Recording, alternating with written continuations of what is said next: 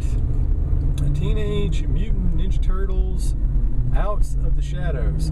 Now, when you look at TMNT media, I mean, there's lots of canonical Teenage Mutant Ninja Turtles 2s out there. Obviously, you got The Secret of Ooze, the one with Vanilla Ice rapping. Teenage Mutant Ninja Turtles 2, the arcade game on the NES. The Game Boy was called, ironically, Out of the Sewers, or Out from the Sewers, or Back from the Sewers, something along those lines. So it's kind of, if you're doing this like on the Wikipedia side of things, you're trying to keep everything in line, see if the entire Ninja Turtles canon is consistent. It's pretty hard to do. But anyway, that's really an aside, because you don't really need to have a pre-existing knowledge of the Ninja Turtles verse to really, I would say, enjoy this latest film from the house Michael Bay built.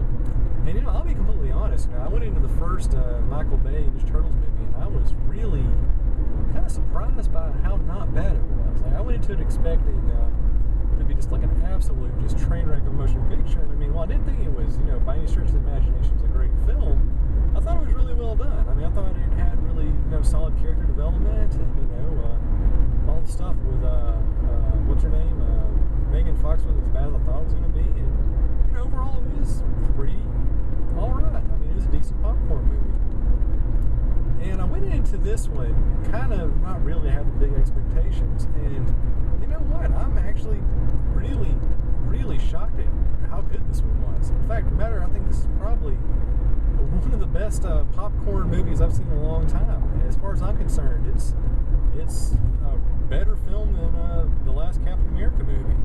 I thought it was more entertaining. I thought the special effects were a little bit better. I thought the character development was more interesting. I thought the plot was a little bit better, and I thought the action sequences, with the exception of the whole, airport melee in Civil War, that overall it was just a much, much more entertaining little movie. And I'm as shocked as the rest of everybody else. I didn't think it'd be that good of a movie, but it was. And I think really what makes this film successful, what separates it perhaps from some of the other films within the genre, is that it doesn't take itself seriously. It's a film that knows it's ludicrous. It pays homage to its inspiration, but at the same time, it realizes it's a movie about a bunch of, reptiles who are like 800 pounds, just look like samurai, beating up a dude who wears like, kitchen equipment on his hands. It knows it's a ridiculous premise, and it embraces it. Instead of, becoming like kind of self-reflexive, like a lot of the other DC and Marvel movies are coming, or really the worst thing to do is actually take it serious, like Batman vs Superman, where it's just completely just high and mighty and pretentious and snobby and so full of itself that you just can't enjoy it. I mean, this one almost strikes that perfect balance of being appreciative of the, inspiration of the source material, but also kind of realizing it's goofy and having fun with it. And I mean, all around, it's just great. I mean, I got nothing really bad to say about it. There's no huge, gaping flaw that I detected, in the movie to make me not enjoy it. And I'm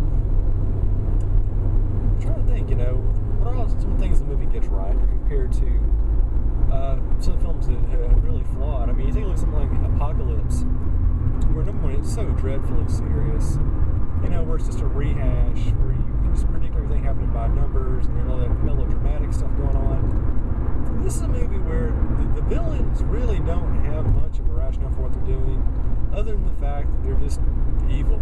And you got a pretty good cast. Obviously, you got Shredder showing up doing his thing, but he's joined by, finally, we've been waiting how many years to see Bebop and Rocksteady in live action form, and they do not disappoint. You've got a really fat dude with a mohawk, and you got Sheamus, yes, the WWE wrestler, the Irish guy, playing a rhinoceros, and the CGI is not bad, and they really own the characters, playing like these, two dude bros, a little bit of homoeroticism going on. I mean, I thought that part was a little, it was very a daredevil kind of move, but I think it pays off. They're very entertaining, and they lend themselves to some decent action sequences, and they're really good comedic relief.